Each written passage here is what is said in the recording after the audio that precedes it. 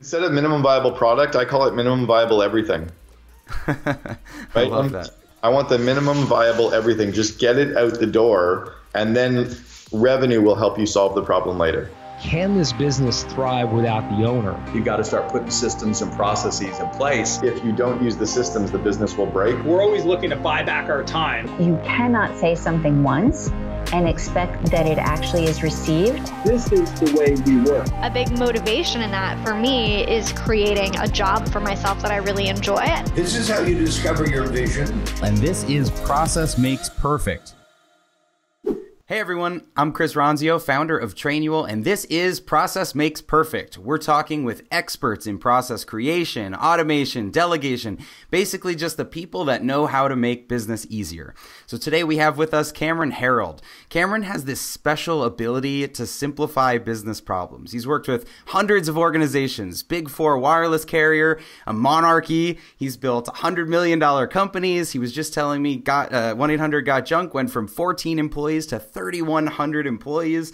He's written best-selling books like Double Double, Meetings Suck, Vivid Vision this year. If you're listening and you're on the path to becoming a chief operating officer or you are a COO, you've definitely heard of his group, COO Alliance. It's an exclusive group for people like us that just get process. And as I got into this space, the operations and the process space, so many of my friends and entrepreneurs said that I had to talk to Cameron. David Berg, Paul Binsfeld, Joe Polish, Dan Martell, they all said this is the guy. So Cameron, I am really excited that you're here today and thrilled to introduce you to our audience. Hey, Chris, thanks for having me. Wow, you were kind of like 1 degree of separation. That's cool. Yeah, it's pretty funny. We have a lot of friends in common. So I've been looking into, of course, a lot of your content, your TED videos. And if you're just meeting Cameron for the first time, definitely Google him because this guy has tons of content. But Cameron, one of the things I saw is you talk a lot about vision and how to start with the vision. So a lot of companies that I talk to, maybe they get the business going and they don't really have a bigger vision. So where do you start if you're just kind of wrapping your head around that? Yeah, I think most companies, unfortunately, we've kind of been trained by professors or teachers in school, and they told us to have a mission statement. So we got our employees together and we grabbed all of our favorite words, we put them up on a whiteboard, we voted on which words we loved, and we took the 6 leftover words and we mashed them up into one sentence, and that was our mission statement, right? Go team. But we realized that doesn't really align people. It doesn't actually get people to see what we can see. So what I realized about 20 years ago from working with an Olympic coach who was a sports psychologist was the entrepreneur or business leader tends to have a vision in their mind of what their company or business area looks like 3 years out, but no one else can see what they can see. So the vivid vision concept, and I cover it in the book Vivid Vision, also in Double Double, and then I also covered a bit of it in the book The Miracle Morning for Entrepreneurs. It talks about how to get the vision out of the mind of the entrepreneur and written up as a 4 or 5 page written description of what your company looks and feels like 3 years in the future. So that it's almost like you were walking around your company describing what you see. If everyone else on your team, if your employees, your customers and suppliers, if they can all see the future like you can see it, they can then help you reverse engineer it and make it come true. So the vivid vision is a 4 or 5 page written description of your future. I remember maybe 10 years ago, one of my mentors told me to write down a vision of where I was headed and laminate it and stick it in my office. And I had almost this narrative, this story to myself that I keep looking back at. And it's amazing how if you have that vision, you start to almost unconsciously pursue it. Now, the only thing your mentor missed was share that with everyone. So It was really good that you read it, but what if every employee read it as well? What if your spouse read it? What if your parents read it? What if your banker and your accountant and your lawyer? What if everyone read that same laminated vision once a quarter? So every quarter they could all see what you could see. Then you'd all be completely for the first time on the same page. And that's been the missing piece. So I liken it, every business is like a jigsaw puzzle.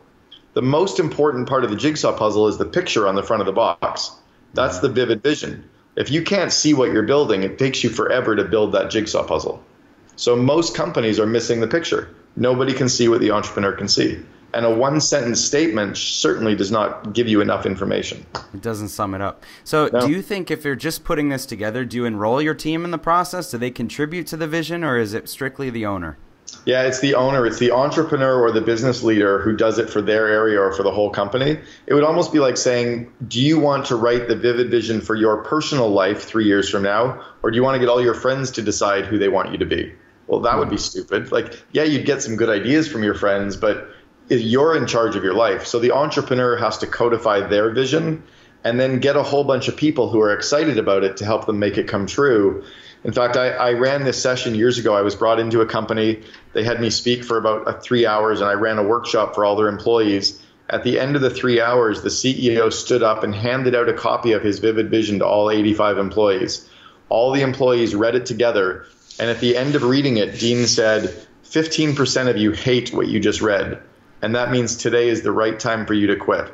But 85% of you are excited about what the future has in store. 2 weeks later, 15% of his employees had quit. A year and a half later, he was ranked as the number 2 company in British Columbia to work for. The number 1 company, Nurse Next Door, was another client that I've been coaching. So if you're okay with some people quitting because they don't like the future, that's when you know that it's yours. That's when everybody believes in it. But if you get too many people involved, it becomes a kumbaya group hug. Yeah, wow. So as you're putting this together, is it something that you want to introduce to everyone when they start working at the company, or what's the right time to share your vision with someone? Yeah, so the first thing you're going to do is get your leadership team on board with it. And then you're going to share it with all your internal employees, and then your customers and your shareholders and your support group. After all those people have seen it, then from that point on, you want every employee to reread it every quarter, and you give it to every potential employee right when you get their resume. So if a person's applying for a job, you kick back an auto reply saying, thanks for your resume. Please read our vivid vision and this article of us that appeared in the media. If this sounds like the kind of company you want to help fly to the moon, reply now and put interview me in the subject line, and we'll bring you in for a group interview. But I wouldn't read your resume unless you're excited about the vivid vision. And it's kind of what Steve Jobs used to say in the early days when he was launching the Macintosh computer. He would show the wooden prototype of the Mac. And he said if he didn't see the twinkle in their eyes, he didn't bring them in to see if they had the skills, because he didn't care if they had the skills. Like, I don't want to interview you unless I know you're vibrating when you read the vivid vision. So one of the things we've done is we put our core values into the hiring process, and we get people to tell stories around that. But I think it's easy for people to make up that they fit into your core values. So how do you filter if someone's making up that they're excited about your vision? I ask people what their core values are first. Okay. Right? How do I know if they're excited about the vision? I ask them specifically what parts of the vision they're excited about, and specifically what they've done in the past that can show me they could actually make those sentences come true. You can tell when somebody tells you. If it's flatlined energy, they're not excited. But if they're twinkling, if they're sparkling. We had a guy, Andrew, who said, you can't see me right now, but I'm vibrating in my seat. That's great. Right? So when entrepreneurs especially are creating this vision, how far down the personal path do they go? Is it all about the business, or do they start to describe elements of their personal life? No, it is all about the business. So now when I've written my vivid vision, because I'm more of a lifestyle brand, as the coaching side of the business, it included a lot about me. When I wrote the vivid vision for the COO Alliance and for the COO City Forums, there's nothing about me in there at all. It's all about the business and the brand. So I try to remove the person out and then do your own vivid vision for your personal life and your family separately. Got it. Yeah, it's hard to motivate with, I work 1 day a week and I go on all these vacations. Yeah. Okay, so I heard Claire Hughes Johnson, who's the COO of Stripe, she said that when you have this narrative about your company, you should be updating it annually and tell the story about the next year to all of your employees. Do you subscribe to that, or how do you feel you should update this vision? I only update the vision every 3 years. And I love what she's saying about the every year, but the reason I like to only do it every 3 years is it pulls the people forward enough that they feel a tension towards getting it. I find that if the vision is only 1 year out, it feels too much like today, and it doesn't really provide enough kind of stress or strain. My caveat would be if you're growing at more than 100% growth per year. So when we grew 1-800-GOT-JUNK, we had 6 consecutive years of 100% revenue growth. So when you go from 2 million to 4, from 4 to 8, from 8 to 16, 2 to 16 is a pretty big difference in a company. But that still works in a 3-year vivid vision. If you're growing at 200 or 300% growth, right? If you're like on a real rocket ship like Uber or like a Google, yeah, you might actually need to revise yours maybe every 12 to 24 months. But I think 3 years tends to be the right time. 5 years out is way too long. Got it. Okay. So where Claire and I would really align is only putting a 1 year plan in place for the 3 year vision. Right? There's no point in having a 3 year plan because that stuff changes too quickly. So a 3 year vision and a 1 year plan, almost like you're building a house. I want the plan to build the foundation in year 1, in year 2 to put in all the electrical and the plumbing and drywall, in year 3 to put in the cabinets and the wolf stove and the cool flooring, right? Mm-hmm. So I'm glad you went there with the 1 year planning, because that was my next question. So when you've got your 3 year vision, you're clear about where you're going, and you break that into what we're going to accomplish this year, what kind of system do you subscribe to, or what sort of cadence do you subscribe to in terms of the frequency of your planning, of your updates, of your meetings? I know you're an expert in this, so I'm curious how you go about it. Yeah, so again, everyone knows where we're going because they reread the Vivid Vision every quarter. Then what we do is we have an annual planning meeting. The annual planning meeting is held 2 to 3 months prior to the start of the calendar year. So I like holding our planning meetings in September or October for the next year. At your planning meeting, you come up with 5 core goals. What's your employee net promoter score for the year? I actually do 3 year, 2 year, and 1 year goals every year. So what's our employee net promoter score? What's our customer net promoter score? What's our profit number in a dollar value, not a percentage? And then what's our dollar revenue goal? And then lastly, what's our big strategic thrust? So it might be getting into a certain area or going to new geographic expansion. So those are the 5 goals I set every year. Then the team comes up with the core plans to make those goals come true, and all the business areas sign off on everybody's plans. That's what I tend to do at the annual retreat. And then we do a quarterly planning meeting that's held 3 weeks prior to the start of each new quarter. And that's when we press reset on the plan to come up with the core projects for the plan, the goals for the quarter, and every one of the 13-week goals as well. So we know what our kind of hurdles are for each of the 13 weeks. And then we can bake that into the budget and bake that into the MIS or KPIs that we measure. I love that. And then are you reviewing KPIs and tracking those goals on a weekly basis? You said there's a different goal every week. Yeah, so we review our KPIs on a weekly basis. We have what we call our WAR meeting, which is the weekly action review. The management team meets for 90 minutes every week, as does each business area. So if the management team or leadership team is meeting for the week, the first 30 minutes of their 90-minute meeting is each person doing their 5-minute updates. So what's going well, what's not going well, what I'm working on and where I'm stuck. Each business area does their update. Then you spend 30 minutes looking at the dashboard. And we only look at the core things on the dashboard. So there might be 12 core numbers on the leadership team dashboard. Let's say there's 2 for finance. If they're both yellow or red, we'll open up finance and we'll look at all 20 metrics that finance is measuring to see where the real problem is. We'll look at 2 for marketing. If they're yellow or red, we'll open up and look at all 30 or 40 marketing metrics. But at the leadership team level, we just look at the real dashboard unless there's a problem. And then the last 30 minutes is you help unstick people. So as a group, as a team, you're helping each business area move things forward. Great. So when I talk to customers about their meetings and about their management and how process oriented they are and how accountable they're holding their teams, there seems to be this balance between not paying attention and micromanaging. And so what do you think is the right mix of check-ins and overlooking tasks? Yeah, okay, let's talk about meetings really quickly. I want every employee at every company to read the book Meetings Suck for one core reason. Most people have never had any training on how to show up and attend and participate in a meeting, let alone on how to run a meeting. And most employees spend 1 hour a day in meetings. So for $15, train all your employees on it, get everybody the book, have them read it all. It'll blow businesses out of the water. If we talk about what's the balance of micromanaging or holding people accountable or looking at the numbers, I believe in what's called the kind of upside down org chart. So the CEO is at the bottom supporting the VPs who support the managers who support the employees. And our job as leaders is to make sure that our team is working on the right stuff, to make sure they have the skill development on the areas that they need it, and to give them the emotional support in their lives and in their jobs. It's not to hold them accountable. I hire accountable people. So when we're looking at the metrics as a team, it's like playing in a professional sport. You need to see the data and the numbers to win. So we're not doing it to hold people accountable. We're doing it to win. We're doing it to hit our goals. We're doing it to drive our objective. And I'm not going to come down on you if you're missing a number. I'm going to help remove obstacles. I'm going to help you brainstorm. Like if your business area is missing on a couple of metrics, it means you need help or support or our resources to kick in as a team to help you. So it's a very no blame environment. Look at the missing systems and help and support people. People won't feel micromanaged with that at all. Right.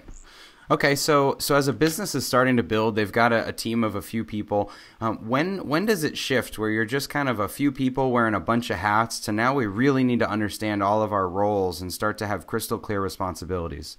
The first shift is usually when the CEO hires someone who's now managing some direct reports. So when there's one person in between you and someone else, that's the first shift in a business. The second shift in the business is when you have people under all your direct reports. That's the next kind of second stage, right? So if you go first stage, second stage. And then the next stage after that is the 50 employee mark. 50 employee mark, you tend to start having to have planning and processes, and there's politics are kind of creeping in a little bit, not so much. People are going to meetings and you're not sure why. And you're getting less done with more people than you used to, right? That's the third stage. The fourth stage is at the 100 employee mark, and that's when the entrepreneur doesn't know the names of some of the people walking around. And you're really not sure what everybody does and why. And then at the 250 mark is when you're dealing with politics and cross-functional decision making, and it needs to be more of a mature business. That tends to be where the leadership team probably is being replaced, right? Where the people who got you from 10 employees to 250 can't take you from 250 to $1 million. Right. Okay. So businesses are built on systems and processes. We've talked about this. You mentioned Michael Gerber right when we first got on the call, and how he came into 1-800. Yeah, actually, you have to tell the story. Share with everyone. Yeah, this was back in around 2004. Michael Gerber walked into 1-800-GOT-JUNK. We were about a $60 million business at that point. And he walked in the front door and he stopped in his tracks. He was wearing his classic white fedora. He stopped and he looked around. He's like, holy shit, people read my book, but you guys actually do it.